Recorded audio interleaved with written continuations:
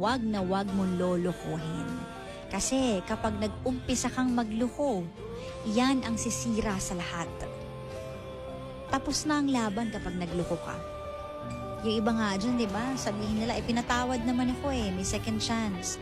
Pero akala nyo ba madaling magbigay ng second chance? May mga taong binibigyan lang kayo ng second chance kasi hirap silang mawala kayo. Hindi pa nila kaya. Pero yung pain inside, it's killing them. Every moment na tinitignan nila kayo, naaalala nila yung pain. Naaalala nila yung cheating. Pinipili lang nila na lunukin yun dahil sa pagmamahal. Kaya wag na wag mong sirain ang tiwala ng taong nagmamahal sa'yo. Wag na wag mong sirain ang relasyon nyo sa pamamagitan ng cheating kasi malalim na kasalanan yan. At wag mong hayaan na pagsisihan mo yan balang araw. So ngayon pa lang, dapat alam mo ang consequences sa gagawin mo. Pwedeng mawala yung taong pinakamahalaga sa'yo kapag niloko mo siya.